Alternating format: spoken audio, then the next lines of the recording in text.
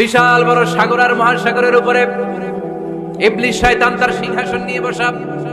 প্রতিদিন সকালবেলায় শয়তানগুলোরে মানব রাজ্যে পাঠিয়ে দেয়, যা তোরা মানব রাজ্যে চলে যা, যে মানুষকে ওয়াসওয়াসা দেয়, ওয়াসওয়াসা দিয়ে খারাপ কাজ করা। সারাদিন খারাপ কাজ করার পরে কি কি ওয়াসওয়াসা দিল, কি কি খারাপ কাজ মানুষের মধ্যে ঘটালো, সন্ধ্যাবেলায় সব শয়তান এসে ইবলিসকে বয়ান শোনায়।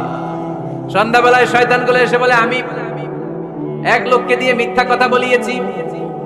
আরেক শয়তান বলে, আমি নামাজ কাজা করিয়েছি এক আল্লাহর বান্দাকে দিয়ে। আরেকজন বলে, আমি ওজনে কম দিয়েছি। আরেকজন বলে, আমি সুদের ব্যবসার মধ্যে টাকা লাগানোর ব্যবস্থা করে দিয়েছি। এক একজন এক একটা ওয়াসওয়াসা দিয়ে আল্লাহর মুমিন বান্দাদেরকে ধোঁকা দিয়েছে। এগুলোর ফিরিস্তি এসে সব শয়তানেরা ইবলিসকে শোনায়, কিন্তু কোনো কথাতে ইবলিসের মন ভরে না। কোন শয়তান এসে বলে, আমি তো এমন মদের আড্ডাখানায় নিয়ে গেছি আল্লাহর বান্দাদেরকে, এগুলো নামাজই পড়ে নাই, খালি মদ খাইছে। আবার কিছু শয়তান এসে বলে, আমি ক্যাসিনোতে নিয়ে গেছি, ওখানে খালি জুয়া খেলছে। আবার কিছু শয়তান এসে বলে, আমি বাজারের মধ্যে ফরমালিনের এই ওয়াসওয়াসা ঢুকাই দিচ্ছি। একটার পর একটা শয়তানি ফিরিস্তি তারা ইবলিসকে শোনায়, কিন্তু কোনো কাজই ইবলিসের মন ভরাতে পারে না। একজন এসে বলে, আনা মা তারাকতুহু বাইনার রাজুলি ওয়া ইমরাআতি হাত্তা ফাররাখতু, আমি একজন ইমানদার নারী পুরুষের মধ্যে ঝগড়া লাগায়া ওই ঝগড়া বাড়াতে বাড়াতে বাড়াতে বাড়াতে তালাক পর্যন্ত নিয়ে গেছে। নাউজুবিল্লাহ পড়বেন না? শয়তান এবার তার উপর খুশি হয়ে যায়। সব শয়তানগুলোকে ঠেলে ইবলিস এই শয়তানকে কাঁধে তুলে নাচতে শুরু করে দেয়। কারণ মুমিন বান্দার সংসার যদি ভেঙে যায় শয়তান খুশি হয়ে যায়, আর মুমিন বান্দার সংসার টিকে থাকলে খুশি হয়ে যায় কে? এজন্য নীলফামারীর ভাইরা, ঝগড়া করা যাবে না। দাম্পত্য জীবনকে সুখী করতে চাইলে ঝগড়াকে আমরা নো বলে দিব। ঝগড়া অনেক সময় হবে, কিন্তু এটাকে বাড়তে দেওয়া যাবে না, এটাকে আমরা স্পেস দিব না, ওইখানে থামায় দিতে হবে। রাজি আছেন তো সবাই? আল্লাহ রাসূল সাল্লাল্লাহু আলাইহি ওয়াসাল্লামের ফ্যামিলিতে ঝগড়া হতো। আম্মা জান আয়েশা রাদিয়াল্লাহু তাআলা আনহার সাথে আল্লাহ রাসূল সাল্লাল্লাহু আলাইহি ওয়াসাল্লামের ঝগড়া হতো, হাদিসে পাওয়া যায়। কিন্তু এগুলো ছিল মধুর ঝগড়া, সুন্দর ঝগড়া। সুবহানাল্লাহ পড়েন। আল্লাহর হাবিব বলেন, ইয়া আয়েশা ইন্নী লা আ'লামু ইযা কুনতি আন্নী রাদিয়া ওয়া ইযা কুনতি আলাইয়া গাদবা। ও আয়েশা, তুমি কখন আমার উপর রেগে থাকো সেটাও আমি বুঝি, আবার কখন খুশি থাকো সেটাও বুঝি। আম্মা জান আয়েশা বললেন, ইয়া রাসূলুল্লাহ, ইয়া হাবিবাল্লাহ, কেমন করে আপনি বুঝেন যে আমি আপনার উপর রেগে আছি, আবার কেমন করে আপনি বুঝেন আমি আপনার উপর সন্তুষ্ট আছি? বিশ্বনবী বললেন, আয়েশা, তুমি যখন আমার উপরে খুশি থাকো, আমার উপর যখন তুমি রাজি থাকো, তখন তুমি দোয়ার সময় এইভাবে দোয়া করো, ওয়া রাব্বি মুহাম্মাদ, মুহাম্মাদের রব, আপনি আমাদের সব গুনাহগুলো মাফ করে দেন। আর যখন তুমি আমার উপর রেগে থাকো, তখন তুমি আমার নামটা মুখ দিয়ে উচ্চারণ করো না, ও আয়েশা, তখন তুমি দোয়ার সময় বলতে থাকো, ওয়া রাব্বি ইব্রাহিম, ইব্রাহিমের রব, আপনি আমাদের সব গুনাহগুলো মাফ করে দেন। যখন তুমি খুশি তখন আমার নামটা মুখে নাও, যখন তুমি আমার উপর রেগে থাকো তখন তুমি আমার নামটা মুখে নিতে চাও না। আম্মা জান আয়েশা বললেন, ইয়া রাসূলুল্লাহ, ইয়া হাবিবাল্লাহ, মা আহজুরু ইল্লা ইসমাক, আমি শুধু আমার মুখ থেকে আপনার নামটারে সরায় রাখি, আমার হৃদয় থেকে কোনোদিন আপনারে সরাতে পারি না। মা আহজুরু ইল্লা ইসমাক, নবী হে, আমি তো শুধু মুখ থেকে আপনার নামটারে বাদ দেই, আমার হৃদয় থেকে তো আপনারে বাদ দিতে পারি না। আমার হৃদয় পুরোটা জুড়ে শুধু আপনি আর আপনি। চিল্লায় পড়েন আল্লাহু আকবার। তার মানে আম্মা জান আয়েশাও আল্লাহ রাসূল সাল্লাল্লাহু আলাইহি ওয়াসাল্লামের উপর রেগে থাকতেন মাঝে মাঝে। বিশ্বনবী মাঝে মাঝে রাগ করতেন। একবার খুব বেশি রাগারাগি হয়ে গেল, অনেক ঝগড়া হয়ে গেল। এবার আল্লাহ রাসূল সাল্লাল্লাহু আলাইহি ওয়াসাল্লাম খেয়াল করলেন না, এত ঝগড়া তো করা ঠিক হবে না। তখন আল্লাহর হাবিব সাল্লাল্লাহু আলাইহি ওয়াসাল্লাম বললেন, আয়েশা, চলো মিটমাট করি। কি করি? হ্যাঁ, মিউচুয়াল করি না, মিটমাট। এই যে ঝগড়া লাগলে আবার যে মিলায়া দেয়, এটা কি বলেন আপনারা নীলফামারীতে? মিটমাট। আল্লাহর হাবিব সাল্লাল্লাহু আলাইহি ওয়াসাল্লাম বললেন, আয়েশা, চলো আমরা মিটমাট করি, আমরা ঝগড়া না করি। আম্মা জান আয়েশা বললেন, ঠিক আছে, চলেন মিটমাট করি। বিশ্বনবী বললেন, ঠিক আছে, একজনকে নিয়ে আসি যে দুজনের মাঝে মিটমাট করাই দিবে। কারে নিয়ে আসবে? ওমরে ফারুককে নিয়ে আসি। আম্মা জান আয়েশা বলেন, না, ওমরও গলিদ, ওমরের মেজাজ গরম, আমার ভয় লাগে। সুবহানাল্লাহ পড়বেন না? বিশ্বনবী বললেন, তাহলে তোমার আব্বারে নিয়ে আসি। কই, নিয়ে আসেন, আব্বারে খুব ভালো লাগে। বিশ্বনবী বললেন, ঠিক আছে, তোমার কথাই রইলো, ওমরকে ডাকবো না, তোমার আব্বা আবু বকরকে নিয়ে আসবো। বিশ্বনবী মিটমাট করার জন্য সাইয়েদনা আবু বকর রাদিয়াল্লাহু তাআলা আনহুকে ডেকে নিয়ে আসলেন। সাইয়েদনা আবু বকর রাদিয়াল্লাহু তাআলা আনহু ঘরে ঢুকলেন। বিশ্বনবী বললেন, আয়েশা, আমার আর তোমার মাঝে কি নিয়ে ঝগড়া হয়েছে? কথাটা কি তুমি বলবা নাকি আমি বলবো?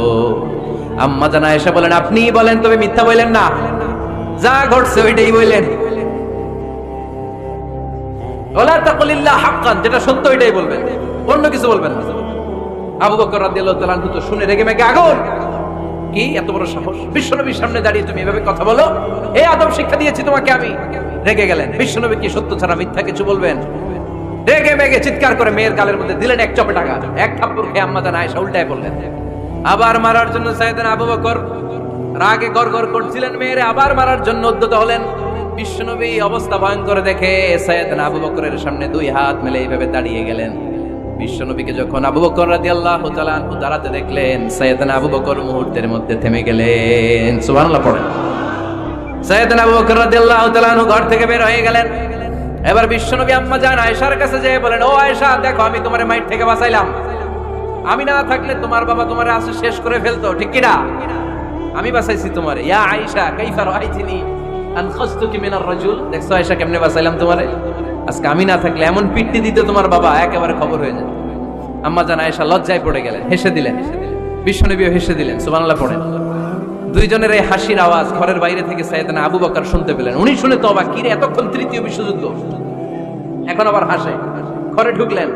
ঘরে ঢুকার পরে আবু বকর রাদিয়াল্লাহু তাআলা আনহু বিশ্বনবীরে বলেন, ইয়া রাসূলুল্লাহ আশরিকানি ফি সিলমিকুমা কামা আশরাকতুমানি ফি হারবিকুমা। হে আল্লাহর রাসূল, আপনারা ঝগড়া লাগলে, আপনারা দুইজন ঝগড়া লাগলে মিটমাট করার জন্য আমারে যেমনি ডাকেন, আপনারা যখন সুখ আনন্দ আর হাসাহাসিতে ব্যস্ত থাকেন, ওই হাসির সময়গুলোতে শেয়ার করার জন্য তখনও আমার একটু ডাইকেন। পড়েন সুবহানাল্লাহ।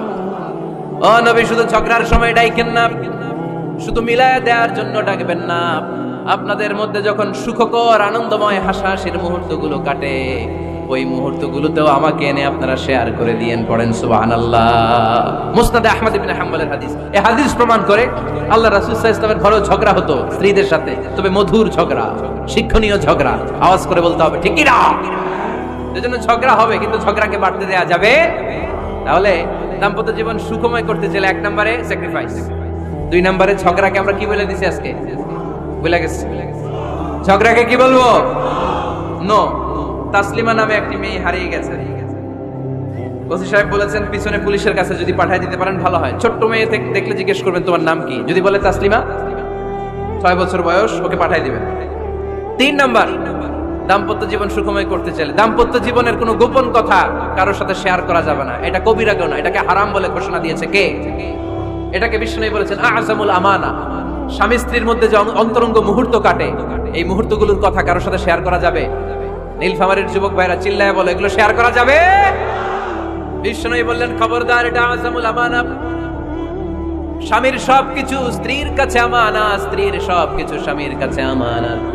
আবার বিষ্ণু বলেছেন, যারা স্বামী স্ত্রীর গোপন দাম্পত্য জীবনের কথা অন্যের কাছে শেয়ার করে দেয়, তারা হলো আশারুন নাস, পৃথিবীর মধ্যে সবচাইতে নিকৃষ্ট মানুষ। এরা নিকৃষ্ট, এদের চাইতে নিকৃষ্ট আর কেউ হতে পারে না। উলাইকা কাল আনআম বাল হুম আদাল। এরা পশুর চাইতেও নিকৃষ্ট, যারা স্বামী স্ত্রীর প্রাইভেট কথা, পার্সোনাল কথা মানুষের কাছে বলে বেড়ায়। আর সিবাউ হারাম, এই গোপনীয় সব কথাগুলোকে অন্যের কাছে প্রকাশ করা হারাম করেছে কে? চিল্লায় বলতে হবে কে? তাহলে খবরদার, নিজেদের দাম্পত্য জীবনের কোনো কিছু অন্যের সাথে শেয়ার করবেন না। আমাদের বোনরা অনেক সময় একসাথে বসলে পেটের কথা, পিঠের কথা সব বলে ফেলায়, আছে না নাই? না বোনেরা, সব শেয়ার করলেও আপনাদের দাম্পত্য জীবনের কোনো কথা কখনো কারোর সাথে শেয়ার করতে পারবেন না। 4 নম্বর ফর্মুলা হচ্ছে অহেতুক সন্দেহ পরিহার করতে হবে। অনেক স্ত্রী আছে স্বামীরা খালি সন্দেহ করে, আছে না নাই? নীলফামারীতে এই সমস্যা নাই, আছে? এই যে ভুক্তভোগী পাওয়া গেছে, আছে না নাই? আছে। খালি সন্দেহ করে, এই তুমি ওদিকে তাকাইলে কেন, ওই বেডের দিকে তাকাইলে কেন, এই তোমার মোবাইল দাও, কারে ফোন দিলা দেখি, এই ফেসবুকের পাসওয়ার্ড দাও দেখি কি করছি, দেখি মেসেঞ্জারে কার সাথে চ্যাটিং করছি, আছে না নাই? এই যে অহেতুক সন্দেহ আপনার ফ্যামিলিটারে জাহান্নামের টুকরা বানায় দিবে। আবার অনেক স্বামী আছে স্ত্রীকে খালি সন্দেহ করে, এদিকে তাকালে সন্দেহ করে, ওদিকে তাকালে সন্দেহ করে, বাসায় থাকলেও সন্দেহ, বাইরে গেলেও সন্দেহ, এরকম আছে না নাই? না, অহেতুক সন্দেহ এটা পরিহার করবেন। এই সন্দেহ খুব খারাপ জিনিস। আমি ব্যক্তিগতভাবে অনেক কেস এরকম হ্যান্ডেল করেছি। এসে বলে হুজুর খালি সন্দেহ করে, এটা একটা রোগ। এটা কি? আপনার ফ্যামিলিটারে শেষ করে। এই জন্য অহেতুক সন্দেহ পরিহার করবেন। হ্যাঁ, সত্যি যদি পরকীয়ার কোনো ঘটনা ঘটে থাকে ওটা নিয়ে বসেন, ফেস টু ফেস কথা বলেন, ফ্যামিলি মিটিং করেন, সরাসরি সেটেল করার চেষ্টা করেন। কিন্তু অহেতুক সন্দেহ একটা রোগ। এই রোগ থেকে আল্লাহ তুমি দাম্পত্য জীবনকে বাঁচাও, আমরা আওয়াজ করে পড়বো আমিন। 5 নাম্বার, স্বামী স্ত্রী একে অপরকে আল্লাহর বিধান স্মরণ করায় দিবে। স্বামী যদি ফজরের সময় ঘুমায় থাকে, স্ত্রীর ডেকে দেওয়ার দরকার আছে না নাই? আবার স্ত্রী যদি ঘুমায় থাকে, স্বামীর ডেকে দেওয়ার দরকার আছে না নাই? কোন স্বামী যাবে জান্নাতে, তার স্ত্রী যাবে জাহান্নামে, আবার স্ত্রী হবে জান্নাতি, স্বামী যাবে জাহান্নামে। এরকম আমরা চাই নাকি? আমরা যখন জান্নাতে যাব, আমার স্ত্রীর হাত ধরে একসাথে জান্নাতে ঢুকতে চাই, ঠিক কিনা? আবার আমার স্ত্রী যখন জান্নাতে যাবে, সে একা ঢুকতে পছন্দ করবে? এজন্য আমরা দুনিয়াতে যেমনি এক ছাদের নিচে এক জায়গায় এক বাড়িতে, জান্নাতেও আমরা এক বাড়িতে থাকতে চাই। আওয়াজ করে বলতে হবে ঠিক কিনা? এজন্য গবেষকরা বলেছে, স্বামী স্ত্রীর ভালোবাসাটাকে তারা বলে লাভ পিরামিড। কি পিরামিড? লাভ পিরামিড। এই ত্রিভুজ আকৃতি। কি রে ভাই? আচ্ছা, লাভ পিরামিড, ত্রিভুজ আকৃতি, ট্রায়াঙ্গেল। আপনারা ত্রিভুজ চিনেন? কথা কয় না। ত্রিভুজের কয় কোণা? কয় কোণা? 3 কোণা। এই যে এরকম, তাই না? এজন্য স্বামী স্ত্রীর ভালোবাসাটাকে বলে লাভ পিরামিড। উপরের কোণ সমুচার মতো না, উপরে থাকে আল্লাহ, আর ডানে স্বামী, বায়ে স্ত্রী। এই 2 কোণায় স্বামী স্ত্রী, আর উপরের কোণায় আল্লাহ। স্বামী স্ত্রী যদি আল্লাহর আনুগত্যের দিকে যেতে চায়, যতই তারা the couple come to Allah, they come closer to each other. তারা যদি আল্লাহর কাছাকাছি যায়, তারা নিজেরাও কাছাকাছি হয়, ঠিক কিনা? তারা আল্লাহর কাছে যেতে যেতে যেতে যেতে আল্লাহর ইবাদতে যদি একেবারে আল্লাহর কাছে চলে যায়, তারা নিজেরাও কাছাকাছি চলে যায়, ঠিক কিনা? আর তারা আল্লাহর আনুগত্য থেকে যত দূরে সরে, তারা নিজেরাও নিজেদের থেকে তত দূরে সরে পড়ে। চিল্লায় বলেন ঠিক কিনা? লাভ পিরামিড এটা। এজন্য the closer the couple comes to Allah, the closer the couple comes to each other. কাপল স্বামী স্ত্রী আল্লাহর ভালোবাসা নিজের মধ্যে যত গাঢ় করবে, আল্লাহর আনুগত্য যত বেশি করবে, আল্লাহর ইবাদত যত করবে, নিজেরাও তত কাছাকাছি আসবে। আর আল্লাহর যত ভুলবে, নিজেদের মধ্যে বড় বড় ফারাক করে দিবে কে? তাহলে এই 5টা বিষয় স্বামী স্ত্রীর উভয়ের উপর বর্তায়। এগুলো মেনে চললে দাম্পত্য জীবনকে সুখময় করে দিবে কে? আল্লাহ। এবার আমরা শুনবো আমাদের বোনদেরকে, যে ডান দিকে আমি শুনলাম আমাদের বোনদের বিশাল প্যান্ডেল আছে না নাই? আজকে বোনদের দিয়ে শুরু করি। স্ত্রীদেরকে আল্লাহ কি দায়িত্ব দিয়েছে একটা ফ্যামিলিকে সুন্দর করতে, একটা দাম্পত্য জীবনকে সুন্দর করতে? স্ত্রীর 1 নম্বর দায়িত্ব হচ্ছে she should make a comfort to her husband. স্ত্রীর উচিত স্বামীর জন্য ঘরটাকে প্রশান্তির নীড় বানিয়ে রাখা। কি বানিয়ে রাখা? প্রশান্তির নীড়। স্ত্রী হওয়া উচিত এমন, যাকে দেখলে স্বামীর চোখ জুড়ায়, স্বামীর প্রাণ জুড়িয়ে যায়, স্বামীর হৃদয়টা ঠান্ডা হয়ে যায়, ঠিক কিনা? আর স্ত্রীর দিকে তাকালে যদি মেজাজ গরম হয়ে যায়, মেজাজ খিটখিটে হয়ে যায়, ঝামেলা আছে না নাই? ঝামেলা আছে। এজন্য মেহেরবানি করে আমাদের বোনরা যারা, এমন কোনো কাজ করবেন না যেটা স্বামীর মেজাজকে খিটখিটে করে দেয়। কারণ আল্লাহ তাআলা আপনাদেরকে তৈরি করেছে লিতাসকুনু ইলাইহা, স্বামী আপনার কাছে গেলেই যেন তার হৃদয়টা প্রশান্ত হয়ে যায়, ঠিক কিনা? অনেক স্ত্রী আছে না জেনে না বুঝে স্বামীর সাথে এমন খিটখিটে মেজাজ দেখায়, যেটা স্বামীর জন্য মেনে নেওয়া কষ্টকর। আমি একটা জরিপে পড়েছি, পৃথিবীর অনেক স্বামী স্ত্রীর কারণে হার্ট অ্যাটাক করে মারা যায়। আছে না নাই? এই তো ভুক্তভোগী পাওয়া গেছে। স্বামীর জন্য একটা ত্রাস হয়ে দাঁড়ায় স্ত্রী, ত্রাস। অনেক স্বামী আছে স্ত্রীর এরকম আচরণের কারণে, অতিরিক্ত প্রেসার ক্রিয়েট করার কারণে স্ত্রীদেরকে ভয় পায়। অবশ্য নীলফামারীর কোন স্বামী তার স্ত্রীরে ভয় পায় না। ভয় পায়? স্ত্রীরে ভয় পান কে কে দেখি?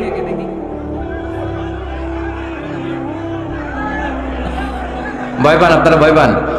হ্যাঁ,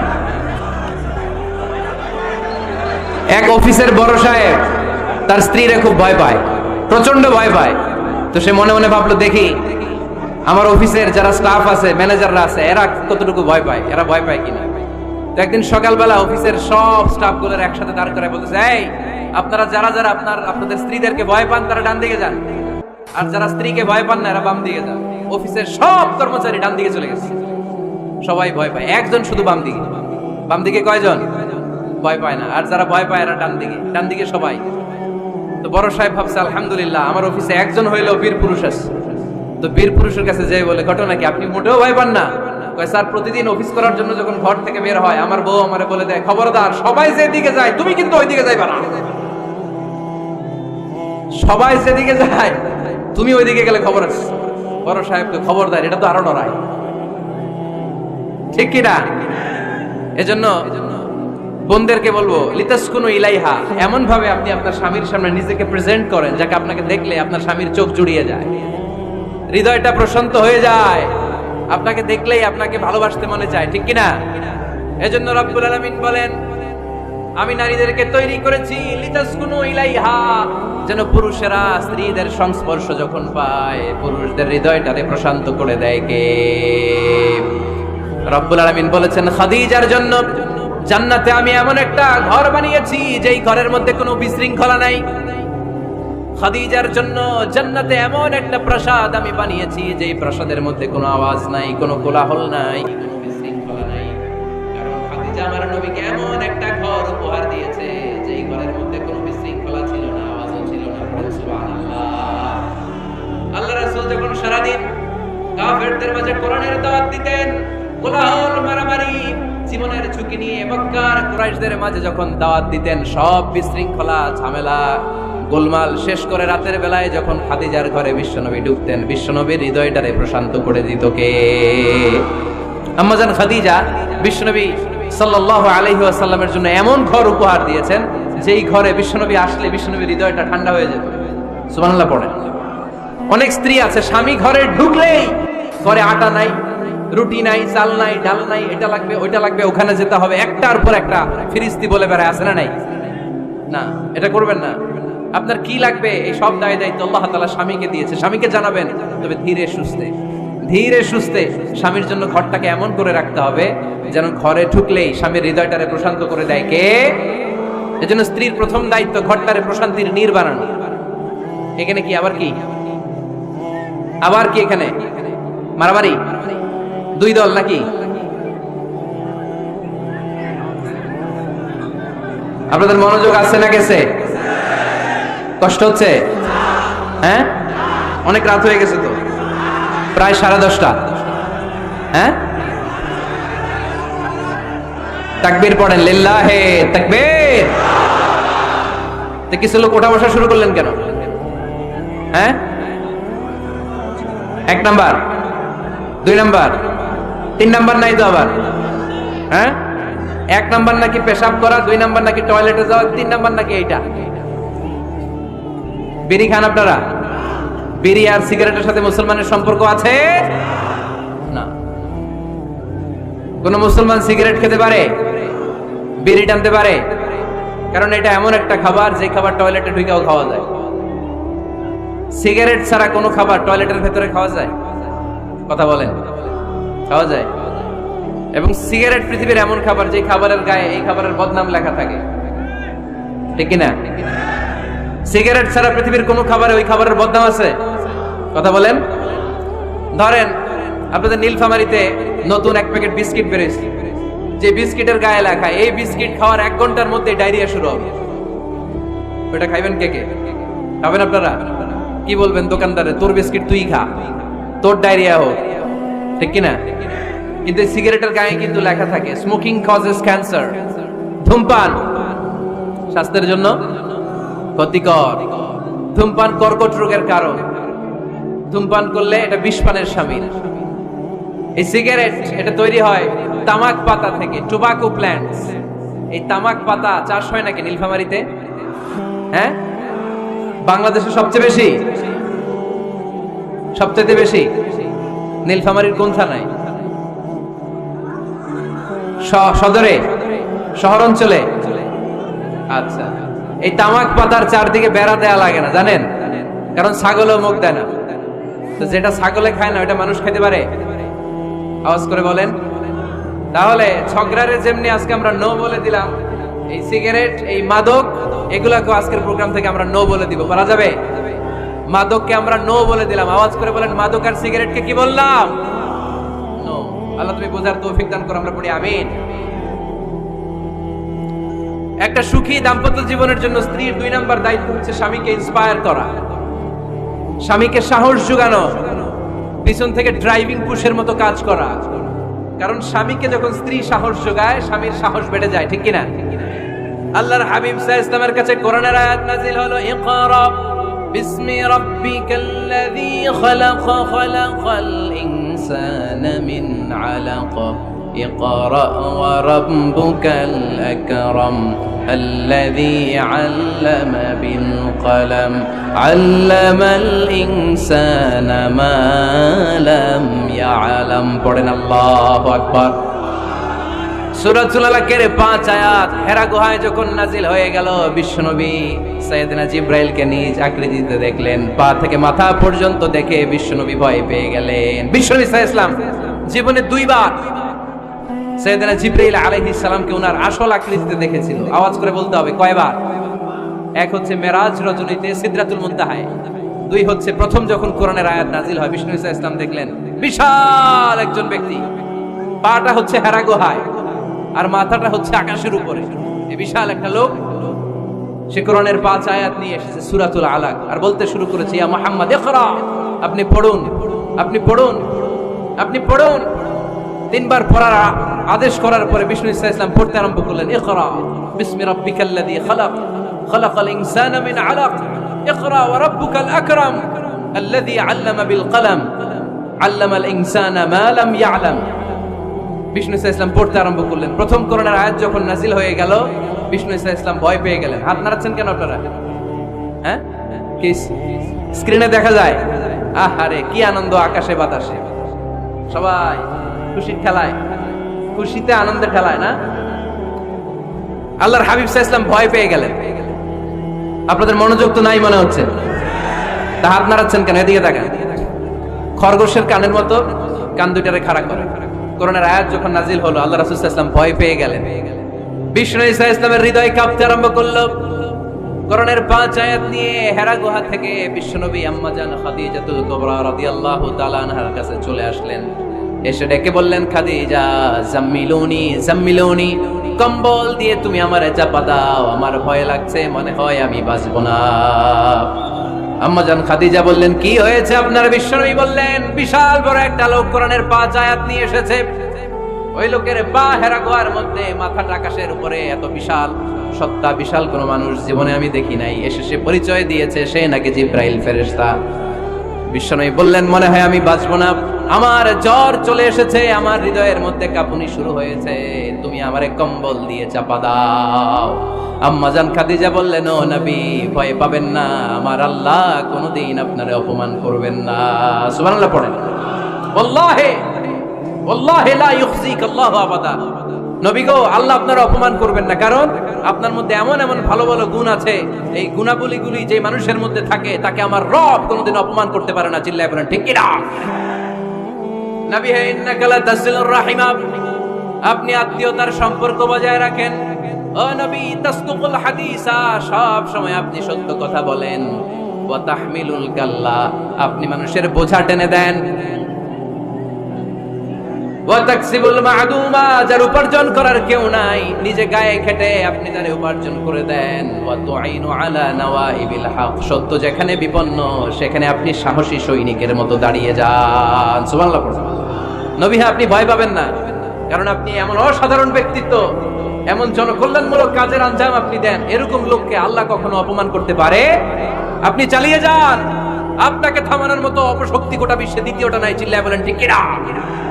বিশ্বনবীকে সাহস জুগিয়েছেন। এরকম সাহস জোগানোর মতো স্ত্রী আমাদের দরকার আছে না নাই? বিশ্বনবী সারাদিন বাইরে যখন কাফের মুশরিকদের অত্যাচার অনাচার সহ্য করে ঘরে আসতেন, আম্মা জান আয়েশা এমন সাহসিকতার বাণী শোনাতেন, এমন মোটিভেশন শোনাতেন, এমন ইন্সপায়ারেশন দিতেন, বিশ্বনবী সারাদিনের সব দুঃখ কষ্ট ভুলে গিয়ে এর পরের দিনের দাওয়াতি কাজের জন্য নতুন করে এনার্জি ফিরে পেতেন। চিল্লায় পড়েন আল্লাহু আকবার। এজন্য স্ত্রীর 2 নাম্বার কাজ হচ্ছে স্বামীকে সাহস যোগানো। 2 নাম্বার কাজ কি? স্বামীকে সাহস যোগানো, স্বামীকে সাপোর্ট দেয়া। স্ত্রীর 3 নাম্বার কাজ হচ্ছে স্বামীর ডাকে সাড়া দেয়া। কি দেয়া? স্বামী যদি স্ত্রীর সঙ্গ পেতে চায়, স্ত্রীর ওই ডাকে সাড়া দিতে হবে। রাতের বেলা স্বামী যদি স্ত্রীর সঙ্গ চায় আর স্ত্রী যদি সঙ্গ না দিয়ে চলে যায়, ফজর পর্যন্ত ওই স্ত্রীর উপর আল্লাহর ফেরেশতারা লানত দিতে থাকে। চিল্লায় পড়েন নাউযুবিল্লাহ। তবে হ্যাঁ, ভ্যালিড যদি কোনো কজ থাকে, ভ্যালিড কজ, অসুস্থতা, অন্যান্য কমপ্লেক্সিটি যদি থাকে সেটা ভিন্ন ব্যাপার। কিন্তু ইগোর কারণে, ইগো, মেজাজ দেখিয়ে, রাগ দেখিয়ে কোনো বোন যদি স্বামীর আহ্বানে সাড়া না দিয়ে মুখ ফিরিয়ে চলে যায়, ফজর পর্যন্ত আল্লাহর ফেরেশতারা ওই মহিলার উপর লানত দিতে থাকে। আওয়াজ করে পড়তে হবে নাউযুবিল্লাহ। আবার বিশ্বনবী বলেছেন, খবরদার রমজান ছাড়া কোনো নফল রোজা কোনো স্ত্রী যদি রাখতে চায়, নফল রোজা রাখার আগে স্বামীর কাছ থেকে যেন সে অনুমতি নিয়ে নেয়। নফল রোজা, আওয়াজ করে বলেন কি রোজা? ফরজ রোজা না। দিনের বেলা যেহেতু রোজা রাখতে হয়, কোন নারী, কোন যুবতী নারী, বয়স্ক নারীদের কথা ভিন্ন, কোন যুবতী নারী যদি নফল রোজা রাখতে চায়, সে তার স্বামীর পারমিশন নেবে। কারণ হয়তো স্বামী দিনের বেলা স্ত্রীর সঙ্গ চেতে পারে, ঠিক কিনা? এজন্য স্বামীর কাছ থেকে পারমিশনের দরকার আছে না নেই? এরপরে 4 নম্বর দায়িত্ব নিজের লজ্জাস্থানের হেফাজত করা। ফাসসালিহাতু কানিতাতুন হাফিযাতুন লিল গায়বি বিমা হাফিজাল্লাহ। আল্লাহ নেককার স্ত্রীদের বর্ণনা যখন কালামুল্লাহ মাজিদে দিয়েছেন, আল্লাহ বলেছেন নেককার নারীদের প্রথম গুণ, তারা সব সময় তাদের স্বামীদের আনুগত্য করে। 2 নাম্বার, তারা তাদের নিজের লজ্জাস্থানের হেফাজত করে। 4টা কাজ কোন নারী যদি দুনিয়াতে করে, 4টা, আওয়াজ করে বলতে হবে কয়টা? মাত্র 4টা কাজ কোন নারী যদি পৃথিবীতে করে, ওই নারীর জন্য জান্নাতের 8টা দরজা খুলে দিবে কে? আওয়াজ করে বলতে হবে, খুলে দিবে কে? বিশ্বনবী বলেন আল মারআতু ইযা সাল্লাত খামসাহা, কোন নারী যদি 5 ওয়াক্ত সালাত পড়ে, সামাত শাহরাহা, রমাদানের রোজা রাখে, আতাআত বালাহা, স্বামীর আনুগত্য করে, হাফিজাত ফুরুজাহা, লজ্জাস্থানের হেফাজত করে, এই 4টা কাজ যদি কোন নারী দুনিয়ার বুকে করে, জান্নাতের 8টা দরজা তাদের জন্য খুলে দিবে কে?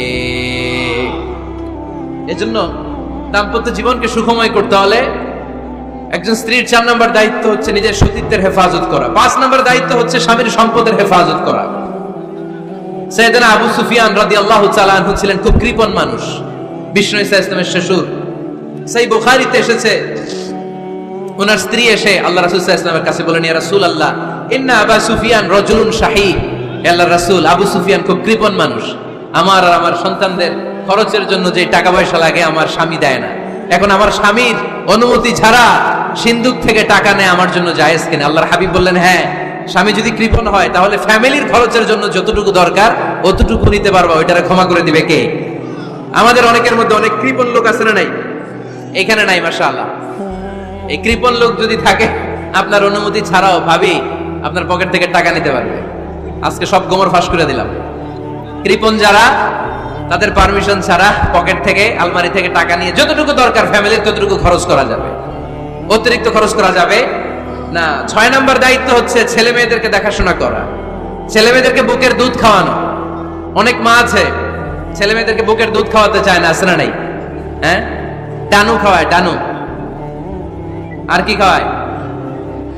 হ্যাঁ, মিল্ক ভিটা, আর নিডো, নেসলে, সেরেলাক, আর হ্যাঁ বায়োমিল।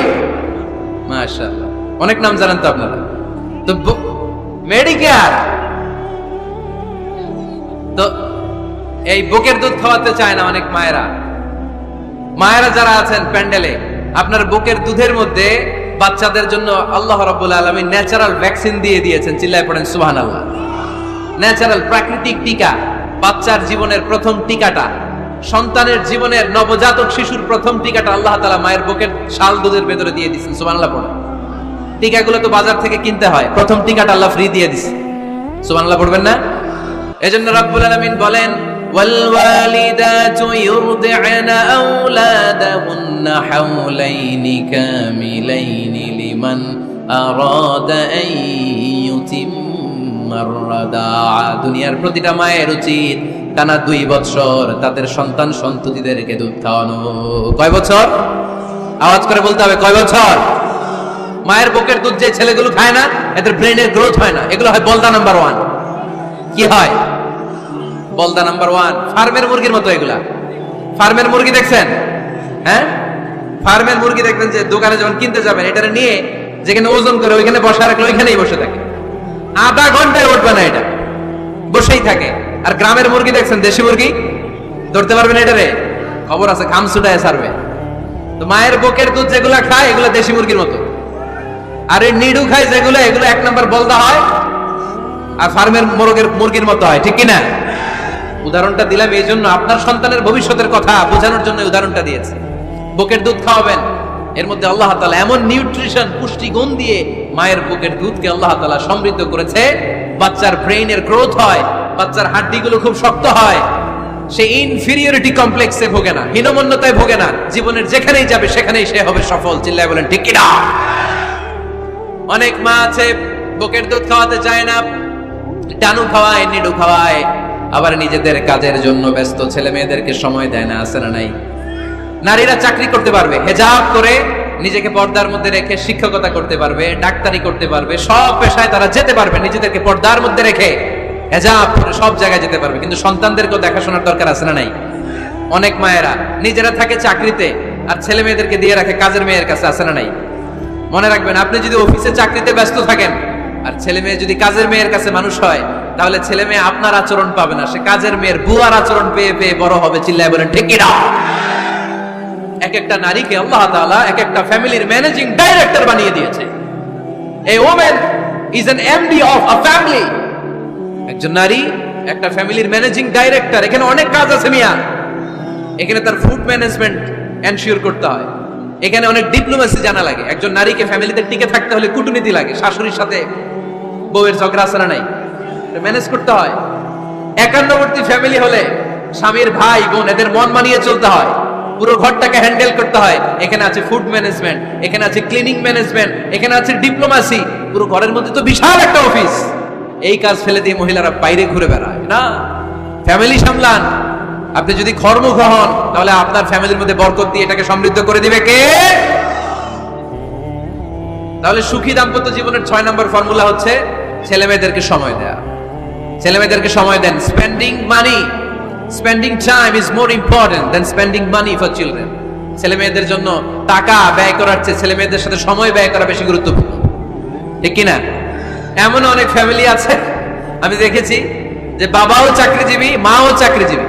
আছে না নাই? হয় ডে কেয়ারে না কাজের বুয়ার কাছে মানুষ হইতেছে। বাবা মারা যখন সকালে অফিসের জন্য বের হয় তখনও ছেলে মেয়ে ঘুমায়, আবার রাতে যখন মিটিং সিটিং সব শেষ করে ঘরে আসে তখনও ছেলে মেয়েগুলো ঘুমায়। শুক্রবার ছাড়া বাবা মার ছেলে মেয়েদের দেখা নাই। এরকম ফ্যামিলি আছে না নাই? ঢাকাতে পারিবারিক এই ক্রাইসিস, এই সংকটগুলো আমরা প্রায়ই শুনি। আপনাদের নীলফামারীতে আলহামদুলিল্লাহ এগুলো নাই, তাই না? আল্লাহ তুমি আমাদের ফ্যামিলিগুলোরে বরকতময় করো, আমাদের ফ্যামিলিতে যেন আমরা জান্নাতি ইমেজ উপভোগ করতে পারি। তুমি তৌফিক দান করো। আওয়াজ করে পড়বো আমিন।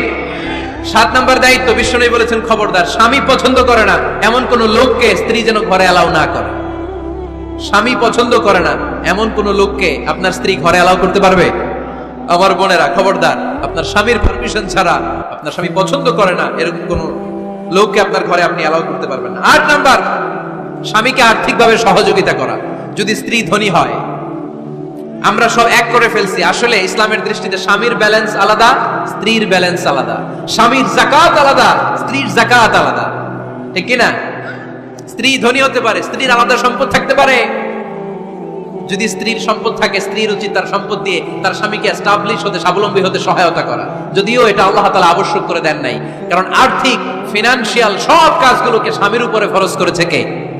ফিনান্সিয়ালি 1 টাকা খরচ করা, 1 টাকার দায়ভার নেওয়া কোন স্ত্রীর উপরে আল্লাহ আবশ্যক করে নাই। তারপরেও স্ত্রী যদি ধনী হয়, স্ত্রীর যদি জায়গা জমি থাকে, সম্পদ থাকে, তাহলে স্ত্রীর উচিত তার স্বামীকে স্বাবলম্বী হতে সহযোগিতা করা। ঠিক কিনা? আমরা মডেল হিসেবে আম্মাজান খাদিজা রাদিয়াল্লাহু তাআলা আনহার জীবনের দিকে যদি তাকাই, তাহলে দেখবো উনি অনেক মহিয়সী, গরিয়সী একজন ব্যবসায়ী নারী ছিলেন। আম্মাজান খাদিজা রাদিয়াল্লাহু তাআলা আনহা ওনার ব্যবসায় স্টাফ হয়ে বিশ্বনবী ওনার সাথে পরিচিত হলেন। বিশ্বনবীর আমানতদারিতায় মুগ্ধ হয়ে আম্মাজান খাদিজা বিশ্বনবীর বিয়ের প্রস্তাব দিলেন। আম্মাজান খাদিজা রাদিয়াল্লাহু তাআলা আনহার সাথে বিশ্বনবীর যখন বিয়ে হয়ে যায়, বিয়ের পরে আম্মাজান খাদিজা বলেন, ও বিশ্বনবী, আমার যত সম্পদ আছে, আমার ব্যবসায়ের যত মালামাল আছে, যত সম্পদ আছে, সব আমি আপনার পায়ের সামনে এনে রেখে দিলাম। আপনি দিয়ে দিলাম, সব সম্পদ আপনার আমি দিয়ে দিলাম। আপনি ইচ্ছা মতো মানুষকে দান করতে পারেন, খরচ করতে পারেন, দাওয়াতি কাজে, মুসলিমদেরকে আজাদ করার কাজে আপনি ব্যয় করতে পারেন। আওয়াজ করে পড়েন আল্লাহু আকবার। আম্মাজান খাদিজাকে যদি আমরা মডেল হিসেবে ধরি, তাহলে প্রতিটা বোনের উচিত তাদের যদি অর্থকড়ি থাকে, সম্পদ থাকে, স্বামীকে স্বাবলম্বী হতে ওই সম্পদ দিয়ে সাহায্য করার দরকার আছে না নাই? কথা বলেন না কেন? 9 নাম্বার, স্ত্রীর দায়িত্ব দাম্পত্য জীবনকে সুখময় করতে নিজেকে স্বামীর সামনে বিউটিফাই করে উপস্থাপন করা। ওই যে কয় ঠিক আসছে, নিজেদের পক্ষে আসলেই ঠিক। নিজেকে বিউটিফাই করে, মেকআপ করে স্বামীর সামনে উপস্থাপন করা। রাগ করবেন না আমার বোনেরা, আমি আপনাদেরকে খুব ভালোবাসি এবং বোনরাও আমাকে খুব ভালোবাসে। আমার একটা পেজ আছে আমার নাম, এই ফেসবুকে মিজানুর রহমান আজহারি। এই পেজে প্রতিদিন শত শত প্রশ্ন আসে। এই প্রশ্নের বেশিরভাগ প্রশ্ন আমাদের বোনদের। অনেক বোনরা বলে, হুজুর আপনার ওয়াজ আমরা শুনি কারণ আপনি আমাদেরকে খুব সম্মান দিয়ে কথা বলেন। আলহামদুলিল্লাহ, আমি আমার বোনদেরকে ভালোবাসি, মাদেরকে ভালোবাসি। আমি আমার মা বোনদেরকে বলবো, আপনারা নিজেদেরকে গুছিয়ে সাজিয়ে স্বামীর সামনে উপস্থাপন করুন। অনেক বোনেরা আছে বাইরে যাওয়ার সময় পার্লারিং করে, মেকআপ করে, সুন্দর জামা কাপড় পরে বাইরে যায়, আর স্বামীর সামনে আসলে বুয়ার মতো থাকে। আছে না রে? স্বামীর সামনে পচা জামা, ছিঁড়া জামা, চুলের মধ্যে নাই সুগন্ধি, নিজেকে গুছিয়ে রাখে না, সামলে রাখে না, কাজের বুয়ার মতো নিজেকে উপস্থাপন করে স্বামীর সামনে। আর বাইরে গেলে মেকআপ করে, পার্লারিং করে যায়। হওয়া দরকার ছিল উল্টা। বাইরে আপনি সাদা সিধা ভাবে যাবেন, বোরকা দিয়ে নিজেকে ঢেকে যাবেন। বাইরে যাওয়ার সময় কোনো নারী পারফিউম ইউজ করে যেতে পারবে না। নারীরা যত পারফিউম ইউজ করতে মনে চায় আপনার বেডরুমে, আপনার স্বামীর সামনে, ঠিক কিনা?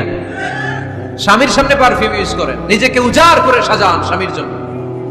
এই প্রতিটা সাজুগুজুতে সওয়াব আছে না নাই?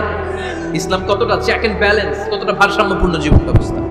খবরদার, নারীরা ডিওডোরেন্ট ইউজ করে বাইরে যেতে পারবে, যেটা সে তার আর্মপিটে ইউজ করে, কিন্তু ঝাঁঝালো পারফিউম বোরকার উপর দিয়ে মেরে কোনো নারী বাইরে যেতে পারবে? কথা বলেন।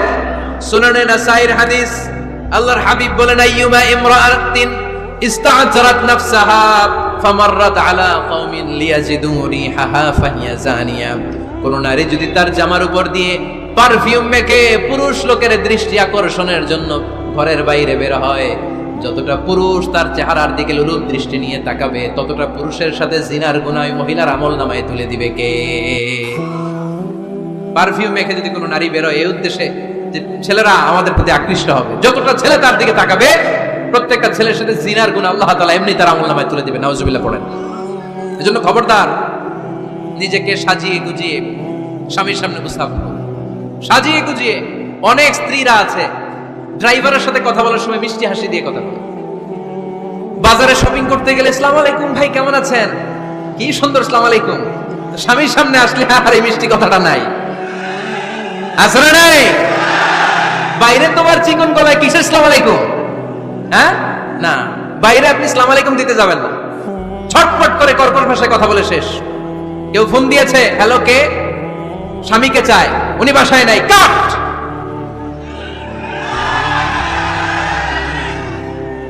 কারে চান? আপনার হাজবেন্ডের, নাই, কাট, শেষ করে দিবেন।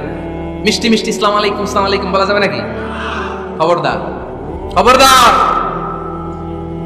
বাজার করতে গেলে কি মিষ্টি হাসি, দোকানে গেলে কি মিষ্টি আলাপ, ড্রাইভারের সাথে কি সুন্দর কথা, সিএনজি ওয়ালার সাথে কি সুন্দর আলাপ, আর ঘরে আসলে এই চেহারাটা এরকম করে রাখে। আসলে নাই? ঘরে আসলেই স্বামীর সাথে খিটখিটে মেজাজ। না, উল্টো করে ফেলছেন আপনি। বরং স্বামী ছাড়া অন্যদের সাথে কথা শর্টকাটে সারবেন, যাতে কোনো ফিতনা চলে না আসে। চিল্লায় বলেন ঠিক কিনা? আর নিজেকে স্বামীর জন্য উজাড় করে সাজান, পার্লারিং করেন, বিউটিফিকেশন করেন, মেকআপ করেন, বেডরুমে পারফিউম মাখেন, নিজেকে উজাড় করে স্বামীর জন্য সাজান। সওয়াব দিয়ে আপনার আমলনামাটারে পূর্ণ করে দিবে কে?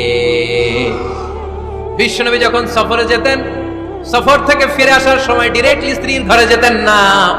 বিশ্বনবী একজনকে ঘরে পাঠিয়ে দিতেন, মদিনার উপকণ্ঠে কিছু সময় অপেক্ষা করতেন, আর বলতেন, আজকে আমি আয়েশার ঘরে যাব। আয়েশারে যেয়ে বলো আমি এসেছি, কয়েক ঘন্টা পরে আয়েশার ঘরে আমি ঢুকবো। সুবহানাল্লাহ পড়েন।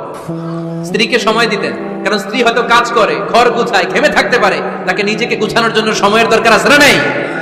লম্বা সফর শেষ করে, সহিহ বুখারীর হাদিস, বিশ্বনবী যখন সফর শেষ করে মদিনায় ফিরতেন, ডিরেক্টলি স্ত্রীর কাছে যেতেন না, মদিনার উপকণ্ঠে ওয়েট করতেন এবং বার্তাবাহককে পাঠাতেন, যে বলো যে আজকে আমি সফিয়ার ঘরে থাকবো। সফিয়াকে সময় দিতেন 2 ঘন্টা, যাতে নিজেকে সাজিয়ে নিতে পারে। সুবহানাল্লাহ পড়ো। এজন্য প্রতিটা স্ত্রীর উচিত, আমার মা বোনেরা যারা আপনার মহিলা প্যান্ডেল থেকে শুনছেন, নিজেকে উজাড় করে স্বামীর জন্য সাজান। আপনার সাজুগুজু বেগানা পুরুষদের জন্য নয়, যে পুরুষদের সাথে দেখা দেওয়া জায়েজ নাই তাদের জন্য নয়, রাস্তার পুরুষের জন্য নয়। আপনার সাজুগুজু, আপনার সৌন্দর্য, আপনার বিউটি সব আল্লাহ তাআলা আপনার স্বামীর জন্য করতে বলেছে। চিল্লায় বলেন ঠিক কিনা? 10 নম্বর দায়িত্ব, স্বামীর ক্যাপাসিটির বাইরে না যাওয়া। আপনি জানেন স্বামীর বেতন হলো 20,000, আপনি এসে বলা শুরু করছেন, পাশের ঘরের ভাবিরে দেখলাম 25,000 টাকা দামের জামদানি শাড়ি কিনছে, আমারও একটা দিবা। আছে না নাই? আবদারটা হইল, আবদারটা হইছে। আপনি তো জানেন আপনার স্বামীর ক্যাপাসিটি কতটুকু।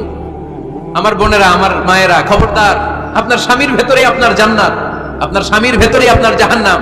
আপনার স্বামীর মনকে খুশি রাখতে পারলে জান্নাতের দরজাগুলো আপনার জন্য খুলে দিবে কে? ক্যাপাসিটির বাইরে কিছু চাবেন না। এই 10টা স্ত্রীদের দায়িত্ব। এই 10টা পয়েন্ট যদি কোনো স্ত্রী স্বামীর জন্য এইভাবে স্যাক্রিফাইস করে করে এইভাবে আঞ্জাম দিতে পারে, এই স্ত্রীদের জন্য জান্নাতের দরজাকে খোলা রেখেছে কে? আওয়াজ করে বলতে হবে, খোলা রেখে দিয়েছেন কে? এবার আসবো আপনাদেরকে ধরবো। এবার আপনাদেরকে নিয়ে আলোচনা।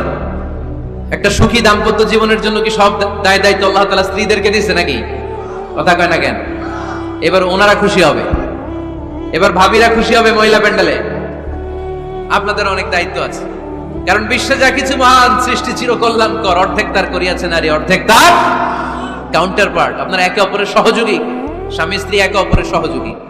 একটা সুখী দাম্পত্য জীবনের জন্য স্বামীর অনেক দায়িত্ব আছে। 1 নম্বর দায়িত্ব হচ্ছে ফ্যামিলির যত ফিনান্সিয়াল দায়িত্ব আছে সব স্বামীর কাঁধে বর্তায়, ঠিক কিনা? কারণ স্বামী হচ্ছে স্ত্রীর কেয়ারটেকার। আর রিজালু কাওয়ামুনা আলান নিসা, কাওয়াম শব্দটার এক বচন হচ্ছে কাওয়ামুন, আর বহু বচন হচ্ছে কাওয়ামুন, এক বচন হচ্ছে কাওয়াম। এর মানে হচ্ছে in charge. You are the in charge of your wife, you are the caretaker of your wife. আপনি আপনার স্ত্রীর দায়িত্বশীল, স্ত্রীকে রক্ষা করা আপনার দায়িত্ব।